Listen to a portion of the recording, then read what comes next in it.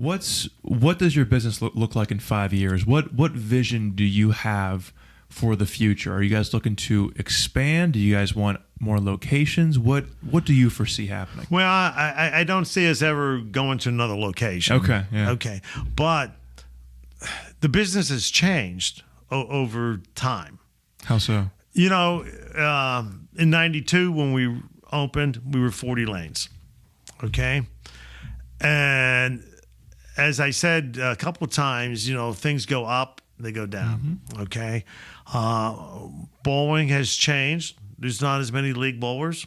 Open bowling is more popular than league bowling was, okay, or is. So there wasn't as much need for as many lanes, okay?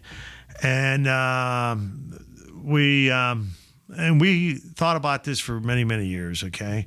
We decided we were going to remove some lanes. Mm-hmm. You know, what's old is new again. Sure. Okay. So we opted to remove 12 lanes. So we were going to go back to what we had, the number of lanes that we had at Family Bowlaway up on Rod 8. Yeah. Okay. And we decided, you know, sort of to take a playbook from my dad. Yeah. Okay. And we would create a event space. And, you know, Joe and I, you know, we had some pretty hefty discussions as to how much space. Mm-hmm. We have a good friend. His name's Jeff Double. Okay. Yeah. And he has a lot of experience with like events. And we brought him in and, you know, we were asking for like, okay, if somebody wanted to do a wedding or a wedding reception or something like that, how many people? And so we had to do a lot of this what if as to if you wanted to seat this many people, how much room do you have to have, okay? And at the same time, we were still trying to stick with the bowling, you know, part of our roots. We were trying to combine two different elements, okay? In 2014, we redid our bar, restaurant, and we incorporated a whole bunch of new things, you know, brick walls, some nice wood. Yeah. You know, we stayed local with all that kind of stuff. And we wanted to take some of those aspects from the 11th frame into this new area.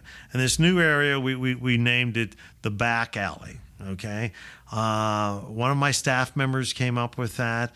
And but at the same time, we wanted to incorporate some activities. Sure. A lot of times people go to places and they go there and maybe they sit, they eat, maybe they watch some TV, okay, and they drink, okay.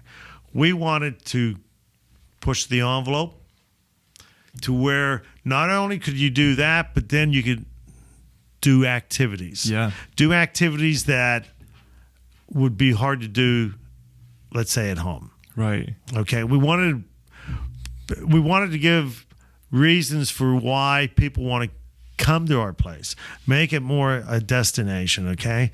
So we knew we wanted to put duck pin machines in. Super fun, by the way. I've gone to 2 events in the back alley. Awesome. Okay. Well, great. Awesome. Well, Joe and I, we believe in going to see places. Yeah. Okay. This is part of our philosophy. We go and we see, and I read. Okay. Yeah. So there was an article in the Wall Street Journal about this. It's called foaling. Okay. And it's where you take a football and you throw it at bowling pins. Yeah. Okay. And it's huge in Detroit. That's where it started. Well, this article talked about this guy, you know, coming up with this concept. He would go and tailgate at the Indianapolis 500, and they would set up these things, and they would play, you know, during the weekend, I guess. So I was really like, I actually drove up to Detroit, went to see it. It was pretty neat, okay? So my brother Joe was pushing for bocce. Mm-hmm. I was pushing for this foaling, okay? Mm-hmm. And we both agreed on the duck pins. Yeah. Okay. The problem was there looked like there wasn't enough space for all three if it was configured the normal way. Then we ended up going to a place that's wonderful in Columbus, Ohio, called Pins Mechanical. And that was the first time we saw short lanes. Okay, to where instead of them being the traditional 60 feet lane, these things were a lot shorter. You didn't need bowling shoes.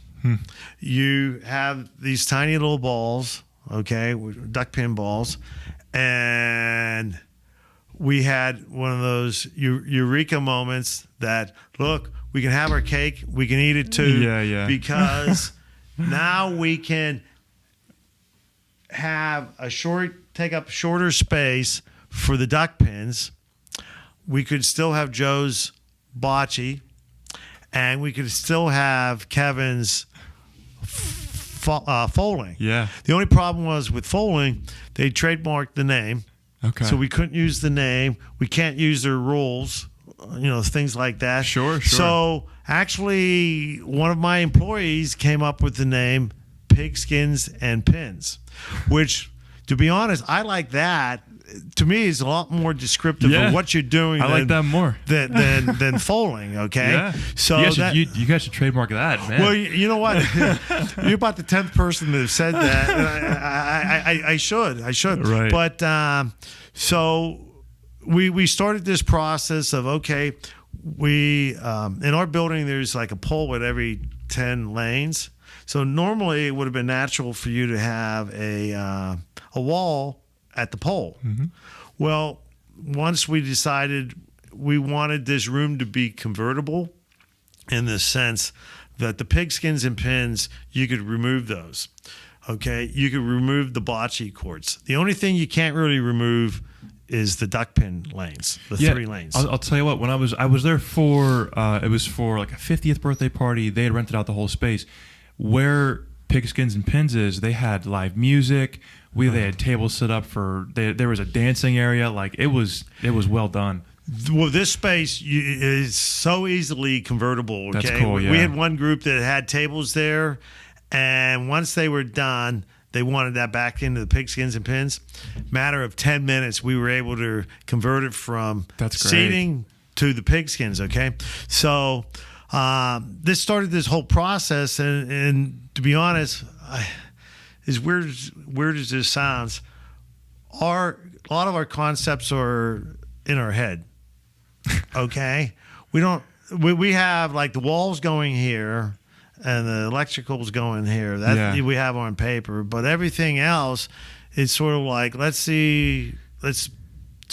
put something over there. Let's see what it was going to look like. So when my brother removed the 12 pin setters, we had these 12 pin setters sitting outside in our parking lot because we had to get them out of the building. Well, then we actually saw a picture.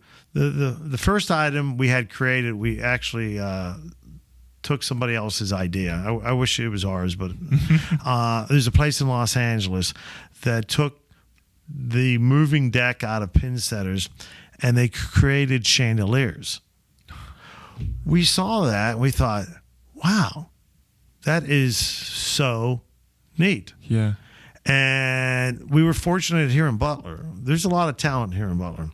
There's the families, the Warheights. Matt Warheight's the father, and Jeff is one of the sons. And they have a metal shop that we could take these parts, we could give them the idea as to what this needs to look like, and they could turn a napkin into a real product. Okay, and the father, Matt, created the chandeliers, and then the son followed up on. We've taken almost every part off of a pin setter, and we've created things. We've repurposed things. Okay, instead of throwing everything away, which is what most bowling centers do when they remove equipment, because there's not a market for these pin setters. Sure. Okay. There's just too many pin setters out there, but bowling parts are super neat in that they're different. Yeah. And if you use some imagination, you can create something out of them. So between the bowling center parts, and we bought a whole bunch of tractor trailer parts. One of our, I wanted that industrial steampunk look. Okay. I talked with one of our vendors. His name is Gumball Dave. He has the gumball machines in our business. Yeah. And he used to be a airplane mechanic for the major airlines. Yeah. So I was talking to him early on about, I wonder if I could buy parts of an airplane, like the outer skin. And he was the one that gave me the idea of it would be a lot easier if you could buy tractor trailer parts. Sure. Well, it turned out one of our staff members, she works for me part-time. Full-time, she works for PMF trailer down in Zeeland, Opal. So they introduced me to them, and we went down there and we started buying stuff, tractor trailer doors, tractor trailer sides, and then we crafted them into the door that goes from the back alley to the bowling center is a 13-foot wide door. I mean, you can't buy 13-foot wide doors. I mean, Lowe's was out of them that day, okay? And so, I mean, for a while there, my brother was mad at me, but basically he crafted a door out of 2 panels. Okay. Super and then cool. the doors that go from the 11th frame into the back alley, they are pocket doors. So most people don't even realize this, but when we're open, they're sort of slid into the wall. Yeah. But when they're closed, you're looking at the back end of a tractor trailer. That's cool, man. Okay, so we've taken a whole bunch of things. When the lanes themselves were there, so we decided to, you have to take out the gutters, and now you've got a 60-foot like trench, basically. Right. You have to fill in. Well, my son Blake, he'd never laid a floor before, but we bought this Ipe and Kumaru wood, which is like Brazilian walnut. Yeah. And most people like long boards. We only needed short boards. Sure. So the company that sold it to us was like as happy as a lark. They can get rid of it. Because nobody wanted short boards, and I was like buying up a whole bunch of these short boards. Well, Blake, he filled that in. Yeah. And then he and I took like a week to sand that floor, and that has to be, in my mind, the prettiest dance floor in the county. Nobody has a floor like that. Super I mean, cool. for somebody that wants to do a wedding or something like that, there's nothing that can touch that. Well, hey, I'll tell you, the events that I went to there were great. Yeah, man, you guys were just so hospitable, but like you guys, it was just very well done. Everything was going. People were doing bocce, duck pin. People were dancing. It was a party in there, so it was sweet. Good. And how cool that even the next generation, you and your son able to work on that. Like it's been in your family for years, and what a cool legacy, man, that your family is leaving and continues, well, not leaving behind, but continues with in this county and in the lives of so many people. That's just awesome. So I can't thank you enough for coming in. I just want to add one last thing. Is, when we finished the back alley, we actually submitted pictures. There's in the bowling industry, they have like an annual architectural award. Cool, yeah. Okay, and it's for centers all over the world. Okay, so last fall, we had a local photographer take some really nice high resolution pictures and so forth. We submitted those, and we actually won an international architectural award for that room.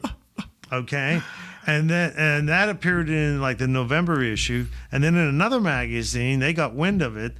They contacted us, and we were on the front cover of their December issue of December of 2019. Yeah, that's awesome. So that was pretty cool. That we've got some recognition for some stuff, and People that have come through here that are in our business said they have never seen anything like what we How did. cool is that?